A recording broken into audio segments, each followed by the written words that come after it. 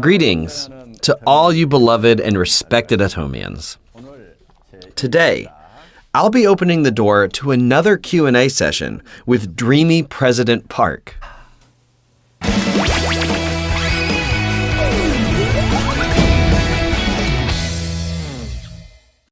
You said once, different strokes for different folks, about going to the center or sales style.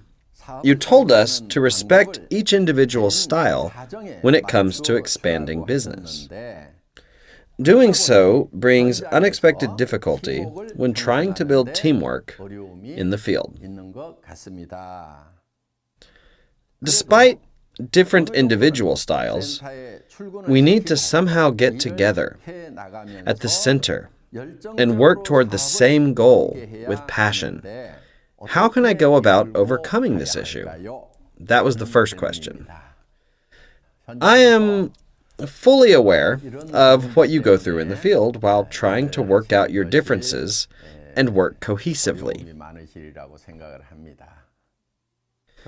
If you give it careful thought, there are basically no events in our lives that are too simple. It is only when apparently opposing forces become harmonized can added value be expected to arise. What I mean by that is something like this.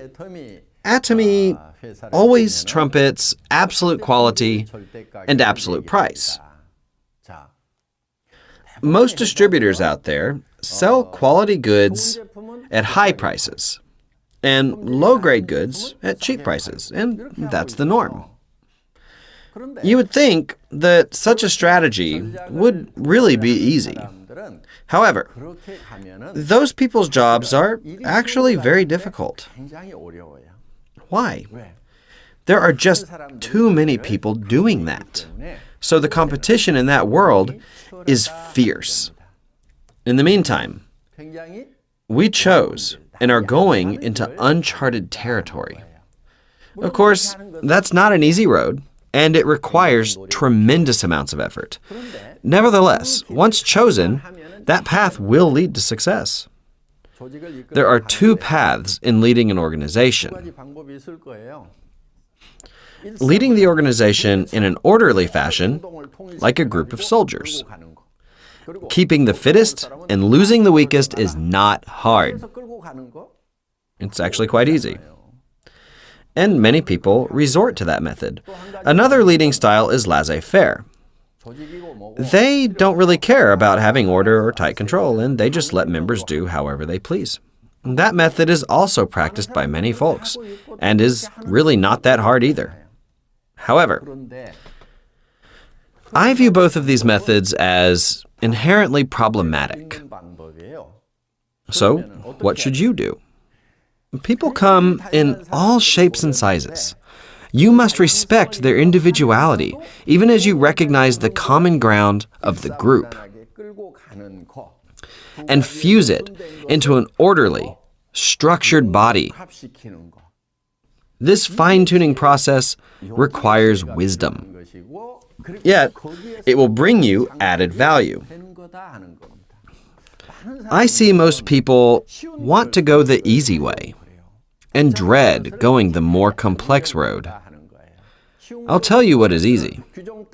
Lay down the rules and make yourself clear by telling your followers that the observant ones will stay, while those who don't will drop. How simple. This do-it-on-your-own method is also an effortless way of running your organization. We must come together and fuse our common ground and goals while recognizing and respecting each individual's uniqueness. That is the method that we should be seeking. When it comes to compounding and fusing our differences, the best gluing agent would be this thing called love. In other words, fraternity and affection. considering each person's unique situation and permitting them some space, while striving to encourage, to guide, and to lead them well down the right path for success, is what true leaders do. Everyone, I'll share with you what a true leader is actually like. A true leader should be able to enjoy doing something complicated. As far as I'm concerned, I tell the employees to adhere to company rules. Yet, I also tell them to ignore the rules and to honor members' requests. I say both things. It's no easy task to observe the company regulations while trying to accommodate each member's unique situation. This is by no means a cakewalk. I am training our employees to be more caring and sensitive of each member's special circumstances now more than ever. I ask the employees to show love towards the members. Folks, please give more thought to this idea that when contradicting things come together, we can discover something of great value and significance.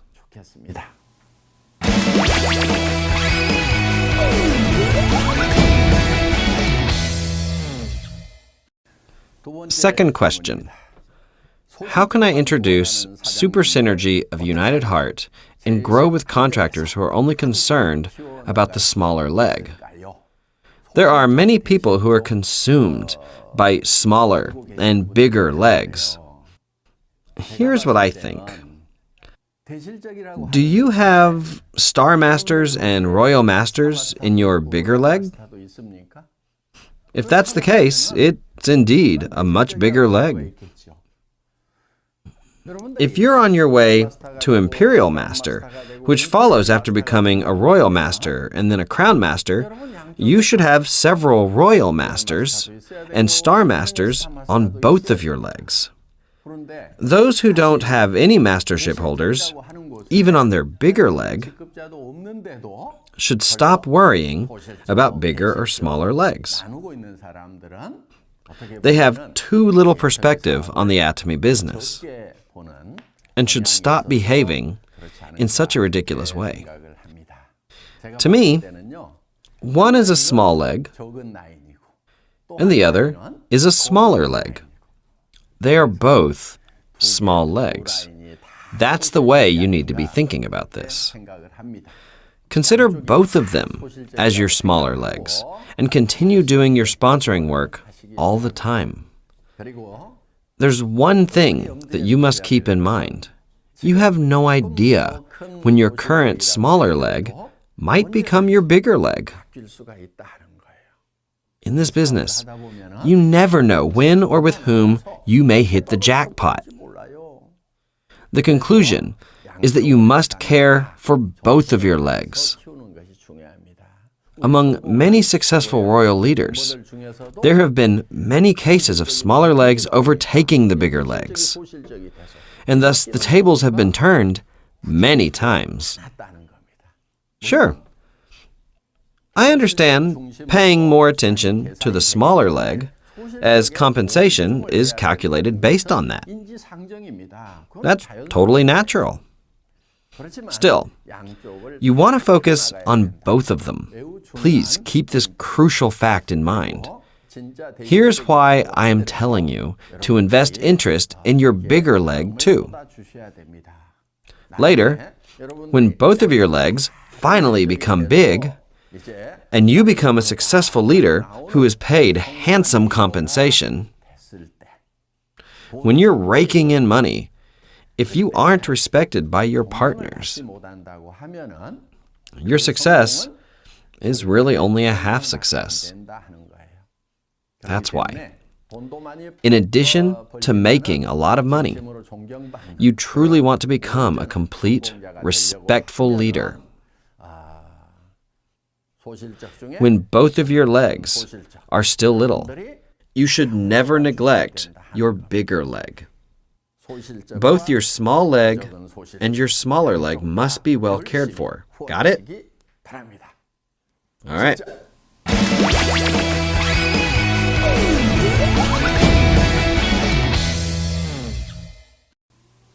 Next question. I hear quite often, I'll make you a line. I'll take care of one line for you. What is the right way of doing a binary business and maintaining your organization? Well, what a good question this one is. I think I'll have to draw on the chalkboard to give you a concrete explanation. The best way to expand your business. I believe that there's no such thing as a sure thing. I'll share with you what's been talked about frequently. It's something like this. I heard there's such a thing as a sponsor line. The sponsor line is also called the original line, which will be totally taken care of by the sponsor. Therefore, all you need to do is look after the B line, and the rest will naturally be taken care of. This person right here says the same thing to others. You just need to worry about one line. The rest is automatic. In that case, this person manages this line like this, and that person there nourishes the original line like this. This line here becomes another original line by this person, and that person there nurtures his original line and tells another to only worry about one line. At first glance, this really does sound like a great idea. That person over there goes on like this, and that person goes on like this, and this person goes on and on and on. And then this person succeeds, and this person succeeds, this person succeeds, this person succeeds, and then this person succeeds. Again, that person goes that direction, and with his original line, and he only worries about one line. This is what people think works. People hear that it's actually one-line marketing, which sounds a lot easier than doing binary marketing. It can be a very tempting proposition. This sounds so appealing that many people fall into that trap. This is why I will go over in detail what problems might be caused by doing it this way in the scope of Korea's network marketing history. These are potential problems such a practice can cause. Let's say person A was told one line would be taken care of, and that he just needed to take care of his own line. Person A's line went down smoothly like this, since he only had to worry about one line. His organization expanded and grew in a very satisfying manner. Let's take a look from another sponsor's perspective up here. He should have a B line over there, and sure, his B line is formed like this. When the sponsor's line over here is doing well, would he add more people to this line? Or would he add more people over there to his B line? Needless to say, adding more people to the B line is more beneficial to him. If that occurs, the person who was concentrating on the line here, believing this line was big, and now the sponsor's line is faced with a totally unexpected situation. For that person, this line becomes the bigger leg, and the original line becomes the smaller leg. He was told that the sponsor's line was the original line and the bigger leg, and to focus on the other line. But now, he's faced with this kind of problem. In the end, the other sponsor and person A wind up fighting and risk destruction of the entire thing. In some severe cases, okay, I'm going to stick to this line. If you don't keep your word, I will destroy you. They become spiteful, and the situation escalates to some very ugly destruction. They wind up in a mutually harmful situation. Actually, that case happened when this person's line grew well.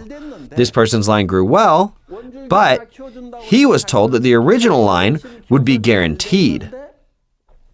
Still, this kind of problem couldn't be avoided. Another problem that can occur in this situation is that the original line grows well while your line doesn't. Since your line doesn't expand, you're not making any money, which creates even worse problems. Another lesson. This is not a smart way to start out.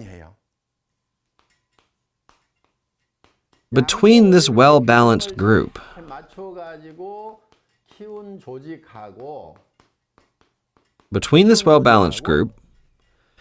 and this lopsided group over here, if the sales of both groups are the same, will group A or B bring more compensation to its members?